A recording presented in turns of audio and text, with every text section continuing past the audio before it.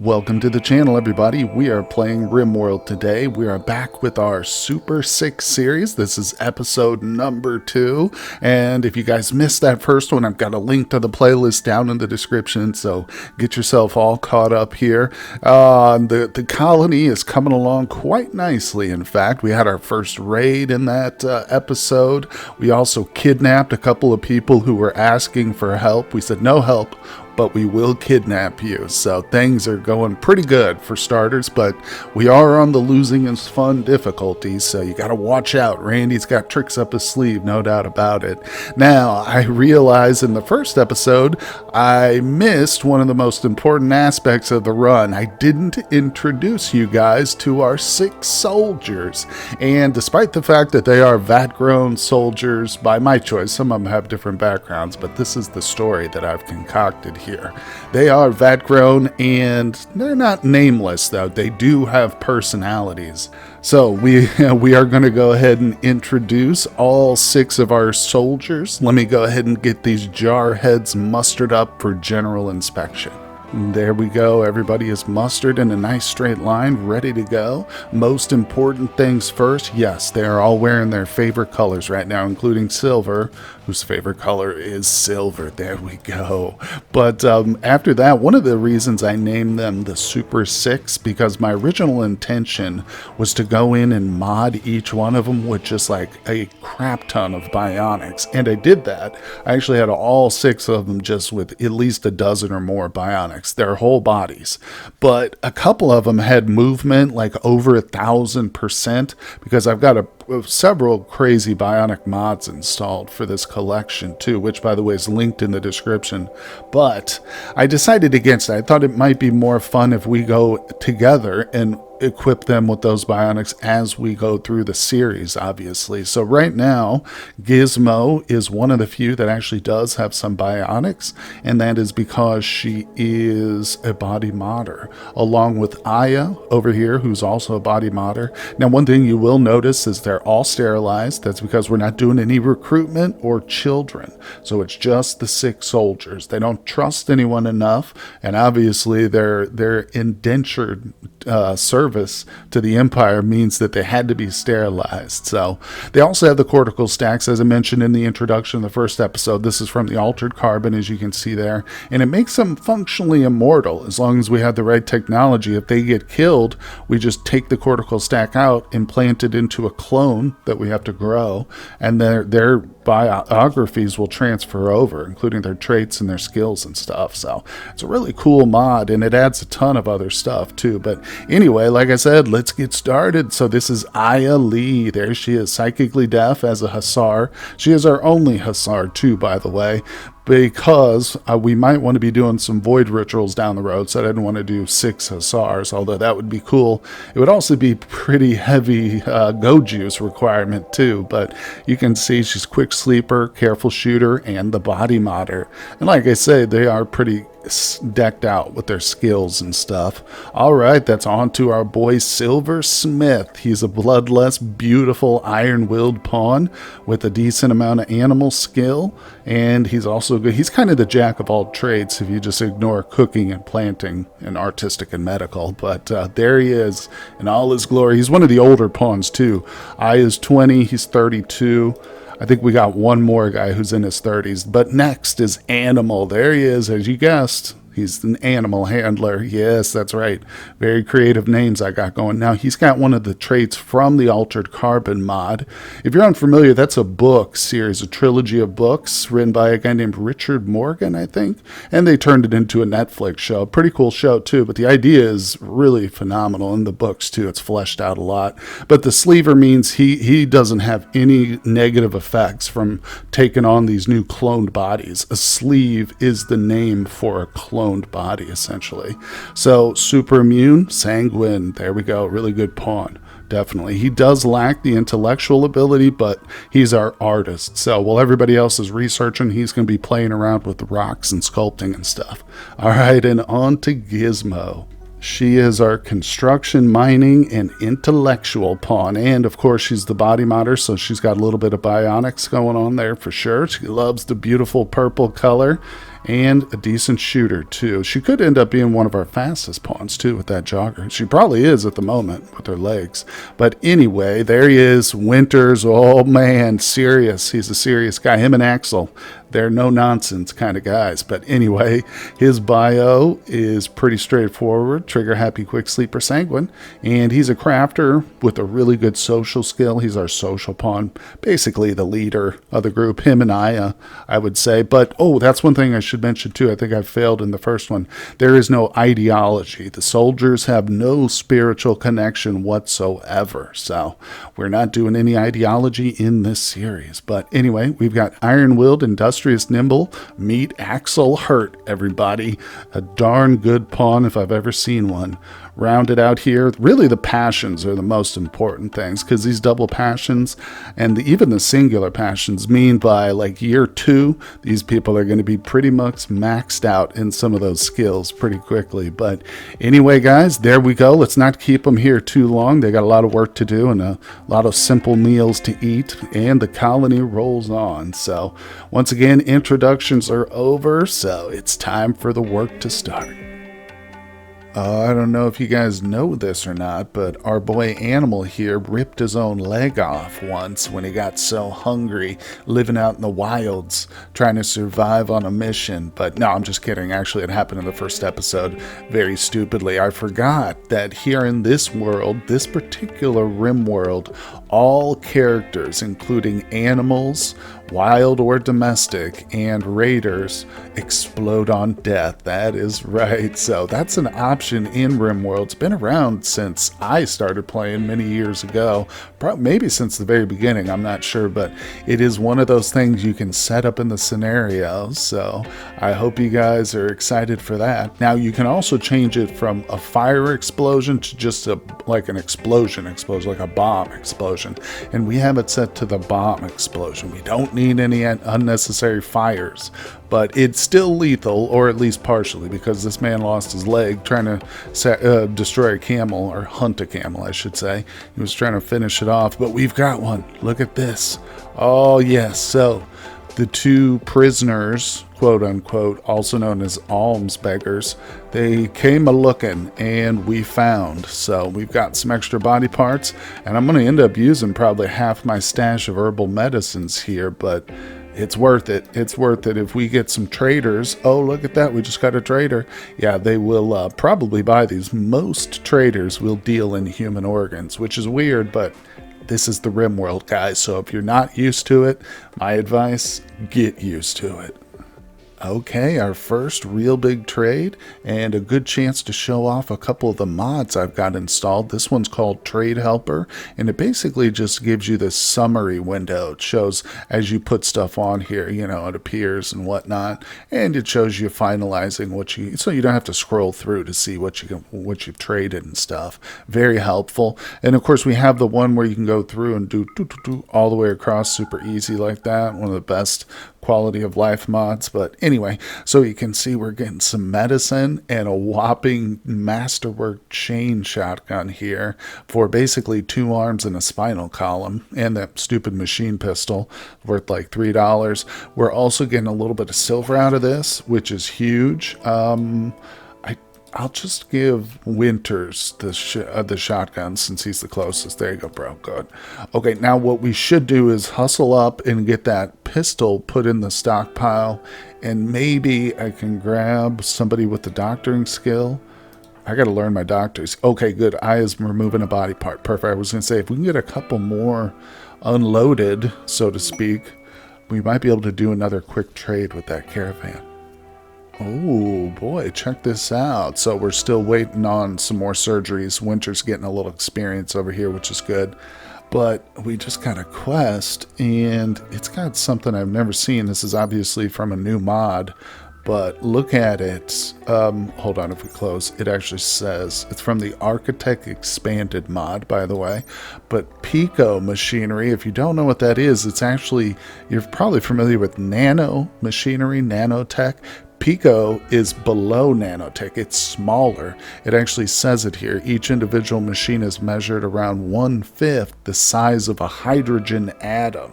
So nanotech is like the size down to like human hair size. It's microscopic, but it's viewable, you know. It's even something we might be able to build in 20, 30 years real life. But this is some serious future tech right here. Look at the hit points on it. 1,000%. I don't even know what this does. It's a textile manufacturer. The description is interesting. As a major building unit in many transcendent architect structures, from buildings to fabrics, although it is not as small as their auto machinery counterpart and cannot create such advanced weapons, its workings are for it's just a component and stuff, I guess. But man, oh man. And I'm tempted because this thing is probably valuable as all get out. What is the price of it? Does it show it? Market value 200. That's it. Wow. Well, we might have more use for the advanced components early on, but dang it, that's tempting. And this is just one colonist for 10 days. Well, we'll give that a moment or two. We'll think on that, but I just wanted to show you guys that interesting stuff here. Some of these mods, like I said, are definitely new to me, and that always makes RimWorld so much fun. And obviously, I think why it's got such a following and such high replayability, because there's an endless amount of mods you can add, make your entire playthrough something completely fresh and new. Okay, just one quick update on the trade here. Before the caravan left, I managed to get 2 eyeballs, but he doesn't quite have enough to afford 2, so I think we'll just hold on to 1, trade him 1 to get another 300 silver off him. It may seem like I'm being chintzy here, essentially trying to pick pennies or whatever, but I do want to get as much silver as we can.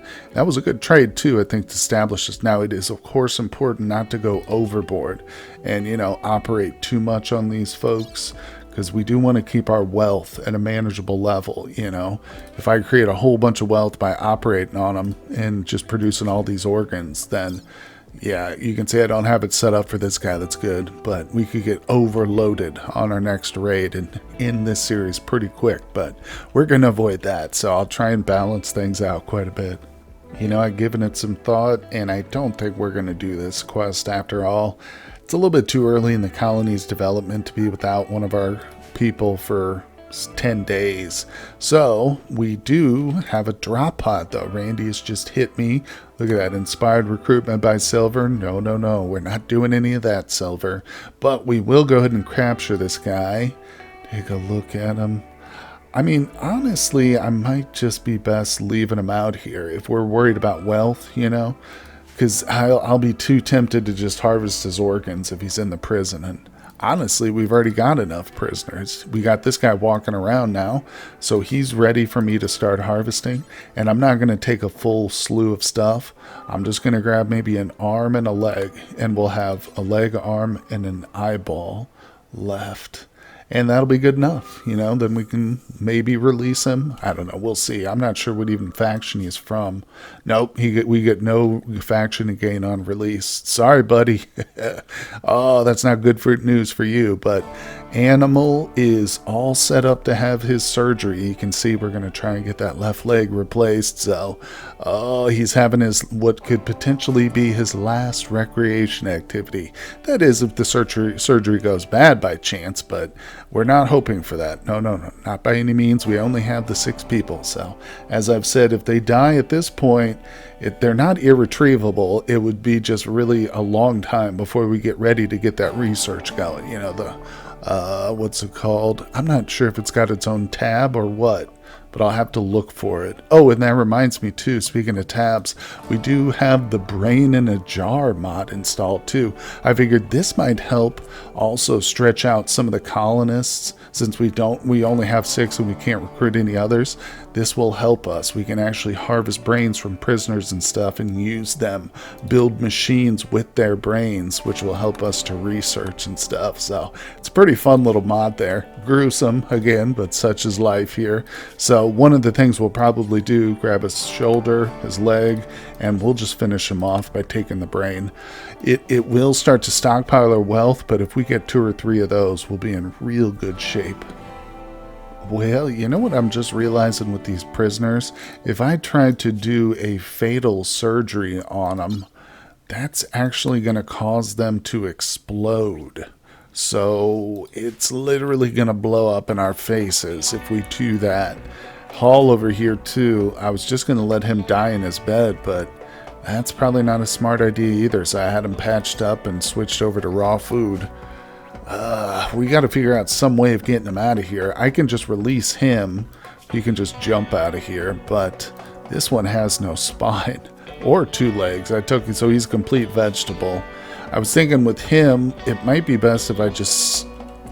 Surgery failed. Damn it. Don't do a failed surgery and make it fatal, because it will explode. Alright, yeah, we'll allow him to be treated. I just won't perform any more surgeries on him, but that kind of sucks. How are we going to get brains from these things now? Oh, you know what? I remembered one of the mods I have installed is post-mortem organ harvesting. So there we go. One problem arising and another one is solved immediately, right, guys? But either way, I'm thinking I'm going to set up like a temporary little wooden structure out here and just have it house like one single prisoner bed, you know? So that way I can just move Axel out to here and then we'll let him starve to death. Boy, I tell you what, it really, really does kind of change your whole strategy when these things explode upon death. Is anybody out there up for a little rhino hunt? Oh God, get back, go, run away. Winters has got that awesome shotgun too. If we let it get a little close, he'll start popping off. Oh, look at that. Dang it. It's hard to say, oh, we'll just let a rhinoceros get within 10 feet of our people so Winters can use this new shotgun. But regardless, we didn't actually have to, so that's good. But we're starting to get a little low on that food, guys, so we had to do something about it. Well, it's a pretty sad ending here for Old Hall, but you can see I've got them set up with the absolute most basic of structures out here. And yes, since we do have the mod installed, which allows me to set the prisoner beds, here to set the owner for prisoners, it's actually really easy to just take care of this. So I think I might end up doing the same for him. Or like I said, we can release him too once he can walk around again. So that's a great way to dispose of these problematic pawns. And like I said, it's like dealing with a whole new strategy, trying to figure out what to do and stuff. But also too, I should note that the post-mortem organ harvesting is something you have to research. So I had to look at this, but yeah, we can build an autopsy table. So that's in fact what we're working on right now. We just finished mortars. So we've got to get our hands on some of the barrels. Let's see, we built our machining table. Boom, there it is. So we can actually make these thanks to a mod also. This is one of my biggest mod collections, I think, in so far since posting anything on YouTube for RimWorld, you know, all my series. So it's an extensive one, but it's got a lot of cool stuff in it and a good amount of quality of life stuff too.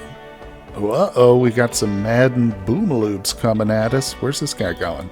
You better not be heading towards my garden.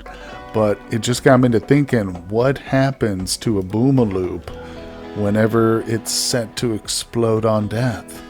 Because they already do that. What are they doing? Oh, they're hanging around out here. Dang it. All right, we got to move our people from out behind the lines.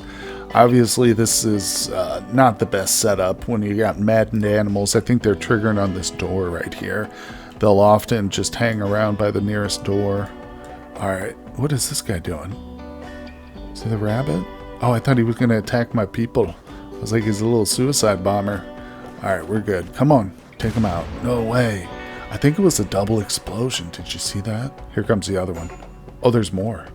Yeah. So I was actually sadly trying to tame these guys too, which is unfortunate because now that we got our mortars going, we are definitely going to be needing some shells for it. And having our own supply of, what's it called, chem fuel is essential. Don't stop shooting, guys. Keep going. Nice. All right. Now, oh, look, the other one tried to flank me. Tried to go to the south, so it wouldn't even notice.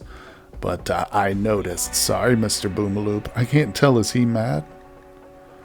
I actually don't think he's in a maddened state, so we're good to go. All right, well, maybe we can go ahead and harvest this one. Or tame this one here. There's a 10% chance it'll attack on failure, so we gotta watch out for that. But, I mean, boom loops have always been a dangerous animal to have around, no doubt about it. Well, the raiders couldn't do it, so Randy decided he would do it himself with a dry thunderstorm that we didn't quite make in time. Yeah, luckily there were no fires inside the compound, but I have switched over the external walls to fireproof stone walls. Sandstone is good for that too. It goes up quick, and if it's not like our frontline wall, it doesn't matter about the hit points. But this is unfortunate because it started off obviously as a very small fire, but yeah, our people just didn't get to it in time. Now it's taken out the whole crop. Unfortunate, but the good news is we're food-wise, we're doing okay. I've got 216 pemmican. I've got them set to keep up with simple meals, so if we need to, we can just survive off nothing but meat for a while as we consume simple meals. But I am currently researching a bunch of different stuff, working on the agriculture, the vegetable garden tab that we've got. These are provided to us by the VGP vegetable garden mods. There's a couple in that series. One provides like medicine, another one provides like foods, different recipes and stuff. So it's kind of an alternative to the vanilla expanded cooking one. I just prefer this. You know, this was around before vanilla expanded, so I got used to it. And so I stick with it. But it's a really good one too because we can do heated sun lamps underground. If we do soil reclamation, we can actually start to dig up soil from outside in piles of dirt. And then if we dig into the mountain, we can transfer that soil into the underground stone spaces and start to do little underground greenhouses. Very, very efficient and effective. So I'm looking forward to getting that going. But you can see I haven't broken ground at all. Well, a little bit. Just here and there, we've done some mining for resources, but nothing in terms of planning, so we've still got a lot ahead of us to expand. Uh-oh, looks like Aya's thrown a tantrum. This might be our first mental break of the colony. I can't believe it either. She's got the body modder trait, but she doesn't have too much in the way of stuff, so her body modder is actually pretty substantial in 11, but it's not enough to overcome being rebuffed by Winters. Check it out. So she made a romantic move on our man here. Oh, look. Why does he care about someone's organ being harvested? What? What? Oh, no. I might have to change that without the ideology. Of course, he doesn't care. Silver's a bloodlust, so it doesn't bother him. But there is a good mod I know of that we can install to get rid of this. So, yeah, I won't worry about that too much right now. But that is probably why. Well, at least it definitely didn't help. Look, she got a -12 for being tired. Just go to sleep already. But no. Let's see what it says. Animal chest. Silver said a word about using axes to Aya. Oh, so that's what made her so attracted to him. She's an axe lover, I guess. But oh no, she was rebuffed by Winters. That's her. I don't see it here listed, but either way, we can't maybe try to make them romance, but then again, who knows, that might set off more mental breaks. But regardless, I just hope she doesn't destroy anything. Now it looks like she's going for the wall pieces and stuff, so we should be good as long as she doesn't attack anything valuable. I think we're set. So just had to show you guys because it's always funny when they get upset because of social reasons and romance and whatnot, but especially these soldiers. Although we do have one couple, Gizmo and Silver. They're happily in love. So I think that'll do it for today's episode, everybody. We'll end on a little bit of a high note here. I know it's a mental break, but still funny. Nonetheless, I appreciate everybody stopping by for the series so far. Hit that like button for me if you're enjoying it. Let me know what you think down in the comment section. I always love hearing from you guys. And of course, subscribe if you are new. And I will see you all on the next one. Hey everyone, I just want to give a personal thank you to my Patreon supporters. Their contributions help make my work possible, and I am tremendously grateful to them. I'd also like to extend an invitation to you to help support my work on Patreon as well. Your donations allow me to upgrade my PC and avoid the dreaded hardware despair. It also gives me more time to devote to new projects and create longer content such as live streaming. No matter what you decide, thank you for visiting my channel.